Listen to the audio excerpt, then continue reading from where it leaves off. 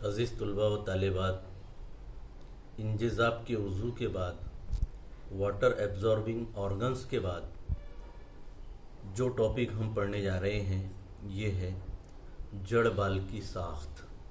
और जड़ बाल की साख्त को ही स्ट्रक्चर ऑफ रूट हेयर कहा जाता है। रूट हेयर मीन्स जड़ बाल। अब जड़ों से जो जड़ बाल निकलते हैं, जो रूट हेयर निकलते हैं, उनकी साख्त या स्ट्रक्चर किस तरह पाया जाता है, तो इससे मुताल्लिक मालूमात हम पढ़ने जा रहे हैं और इसी को जड़ बाल की साख्त कहते हैं। तो साख्ती एतबार से अगर देखें हम तो जड़ बाल जो है रूट हेयर, इसकी लंबाई 1 से लेकर 10 मिलीमीटर पाई जाती है।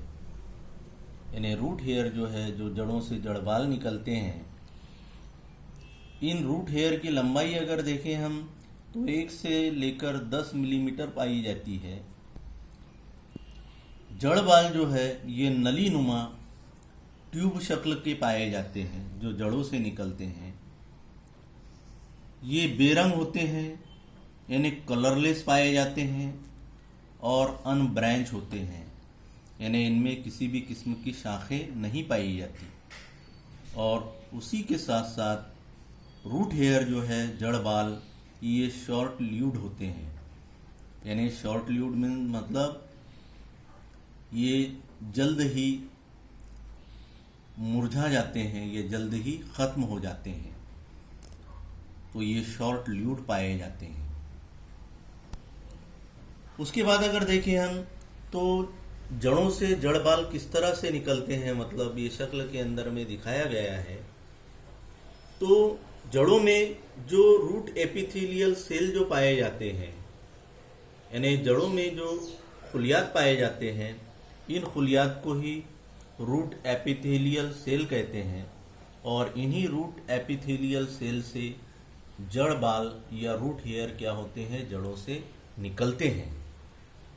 अब शक्ल में आपको नजर आ रहा है कि जड़ बाल की साख्त में इसका बड़ा जो हिस्सा पाया जाता है, दरमियानी हिस्सा, ये बड़ा दरमियानी हिस्सा जो है वेक्यूल खालियों का पाया जाता है।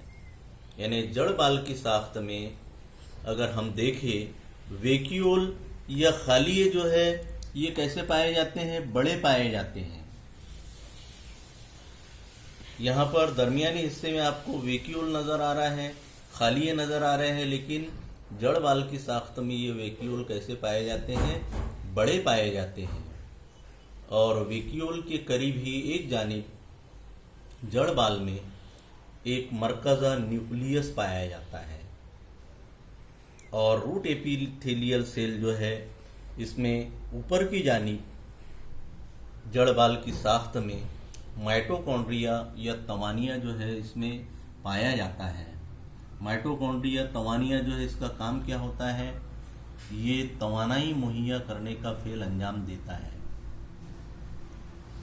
अब जड़ बाल में अहम हिस्सा अगर हम देखें तो अहम हिस्सा क्या पाया जाता है जड़ बाल में, कि जड़ बाल जो है बैरूनी तौर पे जिस हिस्से के जरिए घिरा हुआ होता है, इस बैरूनी हिस्से को खुलवी दीवार, अंग्रेजी में इसे सेल वॉल कहते हैं। यानी जड़ बाल का जो बैरूनी हिस्सा होता है, इसके अतराफ में एक दीवार पाई जाती है और इस दीवार को खुलवी दीवार, सेल वॉल कहते हैं। अब खुलवी दीवार या सेल वॉल जो है, इसके अंदरूनी हिस्से में एक पतली परत पाई जाती है, यहाँ पर आपको नजर आ रही है। ये हो गया सेल वॉल, खुलवी दीवार, और इसके अंदरूनी हिस्से में यहाँ पे एक पतली परत आपको नजर आ रही है। इसी पतली परत को सेल मेम्ब्रेन कहा जाता है। और सेल मेम्ब्रेन के अंदरूनी जानिब जड़ बाल में अगर हम देखें रूट हेयर में, तो इसके अतराफ क्या होता है, इसके अतराफ साइटोप्लाज्म खुलवी माया पाया जाता है।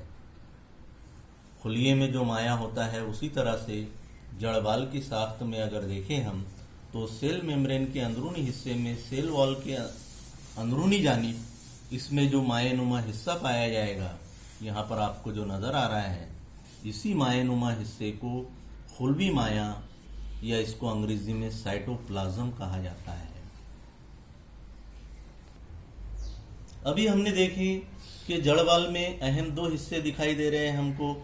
पहला हिस्सा वैक्यूल, जिसको खालिए बोल रहे हैं, जो जड़बाल में बड़े पाए जाते हैं, और दूसरा हिस्सा अभी आपको बताया मैंने सेल वॉल, जिसको खुलवी दीवार कह रहे हैं। और खुलवी दीवार के अंदरूनी जानिब ही एक पतली परत पाई जाती है जिसे सेल मेम्ब्रेन कहा जाता है, और जड़बाल में सेल मेम्ब्रेन के अंदरूनी जानिब जो मायानुमा हिस्सा जो होता है, इसको खुलवी माया साइटोप्लाज्म कहते हैं। तो याद रखिए, ये जो दूसरा हिस्सा है सेल वॉल, सेल वॉल के अंदर में अगर हम देखें तो सेल वॉल में क्या होता है, जड़बाल की साख्त में अगर देखें हम, तो सेल वॉल में अहम दो परतें पाई जाती है। यानी सेल वॉल की बैरूनी परत को, जिसे आउटर मेम्ब्रेन बोलेंगे हम, और सेल वॉल की अंदरूनी परत, जिसे इनर मेम्ब्रेन कहेंगे। तो सेल वॉल में अहम दो परतें पाई जाती है। ये बैरूनी परत को आउटर मेम्ब्रेन कहेंगे और अंदरूनी परत को इनर मेम्ब्रेन कहेंगे। तो बैरूनी जो परत होती है, आउटर लेयर जो होती है, ये पैक्टिन से बनी होती है, ये आपको ध्यान में रखना है। और अंदरूनी जो है इनर लेयर जो पाई जाती है सेल वॉल में, ये सेलुलोज से बनी होती है। तो इस तरह इस शक्ल के अंदर में जड़बाल की साख्त किस तरह से पाई जाती है उससे मुतालिक बताया गया है। इसको ही स्ट्रक्चर ऑफ रूट हेयर भी कहते हैं। तो आपको ये मालूमात ज़हन नशीन करना है और इसका राइटिंग वर्क जो है आपको मुकम्मल कर लेना है। खुदा हाफिज़।